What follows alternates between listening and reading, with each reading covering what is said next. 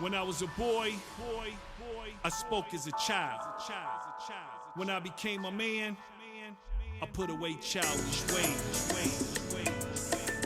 I'm on my grown man status. I'm on my grown man status. Living in a world of boys to men. Being high value, you lose some friends. Successful life requires rights.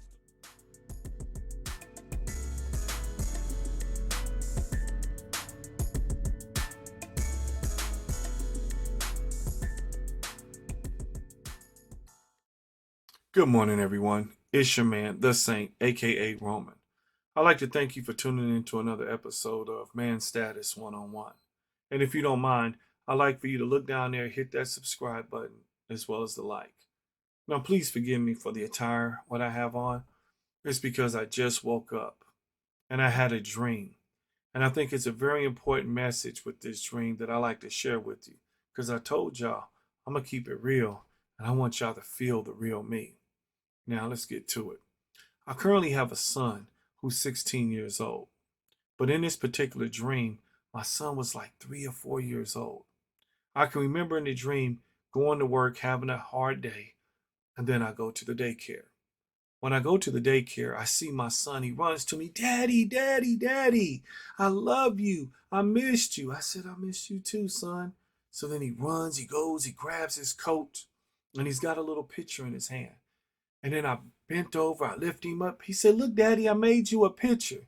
It was one of those pictures. You remember we were in grade school, you would put the paint on your hand and you would press it down on the paper and make like a turkey. And it said, "I love you, Daddy." And I was like, "Oh man, it's so beautiful." He said, "Thank you." He kissed me on the side of my head. I kissed him on the top of his head. And I remember walking out and carrying him. But hearing that little voice you never hear again, that little child voice, "Daddy, Daddy, Mommy, Mom," that little voice. I'll never hear that voice from my son again. Seeing his little clothes he had on, his little Jordans, his little jeans, his shirt, his little coat he had on, his cute little haircut with the little lining and everything. A little mini me, a part that came from me, flesh of my flesh, blood of my blood, this little child that life came. And seeing this little kid, his little hands, and me swearing that I will protect him, I will love him, I will hug him, I will kiss him, I will discipline him when he needs to be disciplined. Because it's better that I discipline him than society to do it. And then he's got felony on his application. That ain't happening. But I just remember having this little toddler, my little son, in my arms. Then I remember carrying him to his car seat, putting him in my car. Then I woke up. I was so sad. I felt so hurt when I woke up because I'll never see my son that little again. I'll never hear his little voice like that again.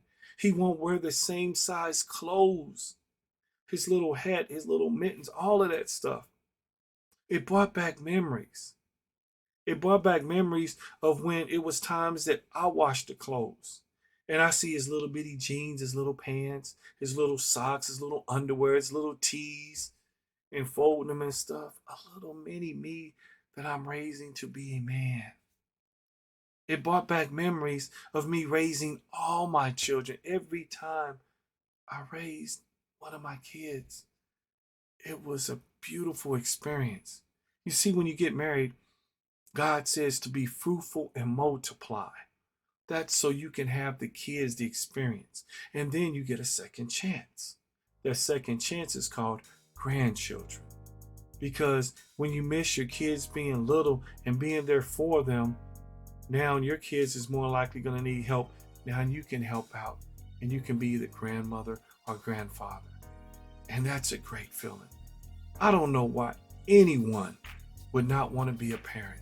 It's one of the greatest gifts in the world. There are so many people out here trying to adopt because they can't have kids. They want to experience that feeling. When you do good in life and you have great experiences, you want to share it and pass it on. You want to create your own heirs. I love my children. I love my grandkids.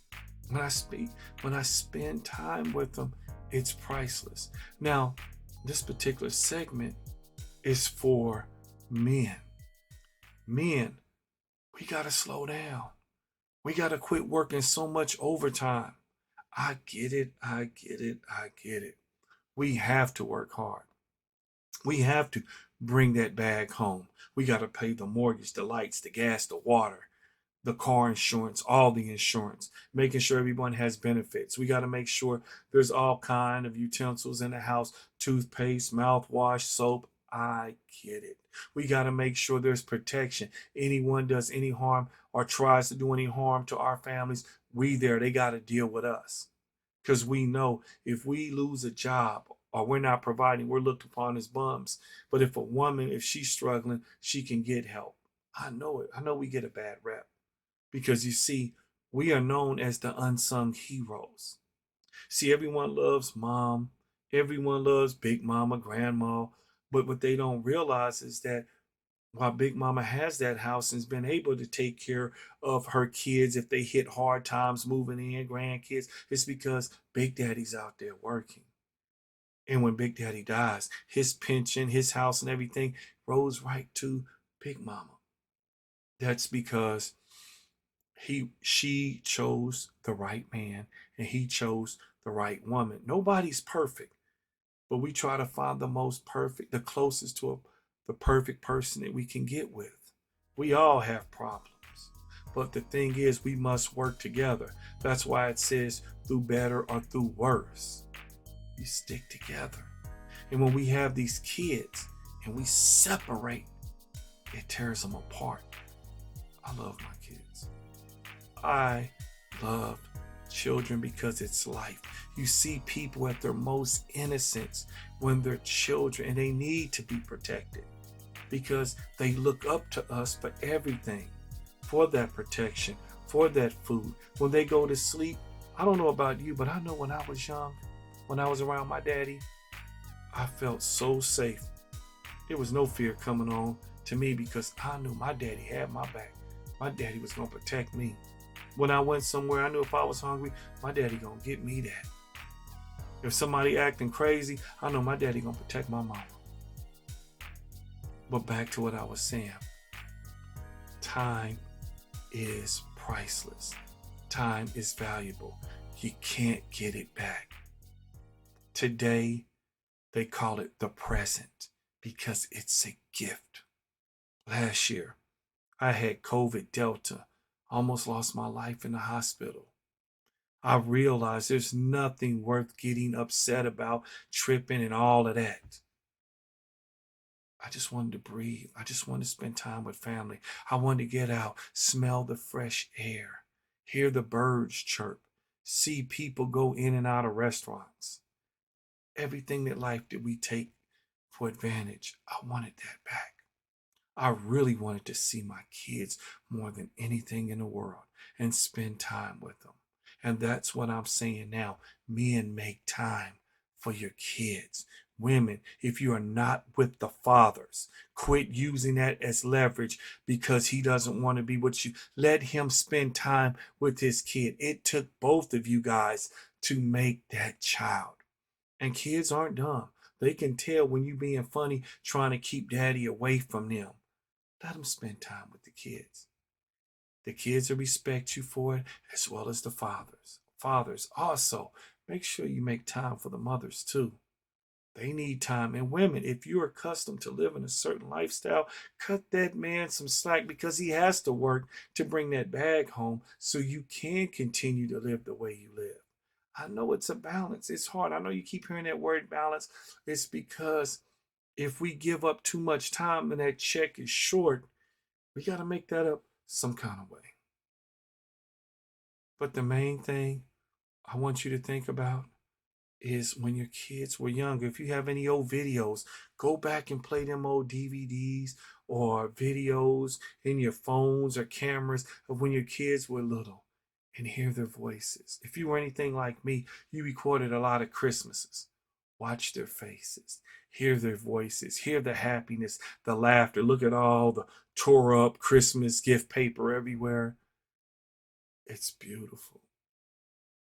Please spend time with your family because you can't get it back. Like Biggie said in one of his albums, was titled Born to Die, because you could be 5 years old today, go to sleep tomorrow, you're just another day, another minute closer to death because we're living and we don't know when our time is up. Well, remember this: God woke you up, and the rest is up to you. God woke you up, and the rest is up to you. Now I'm about to go back to bed and get me some Z's because I'm tired. But I want you guys to have a great day and remember to spend time with your family. All right, one.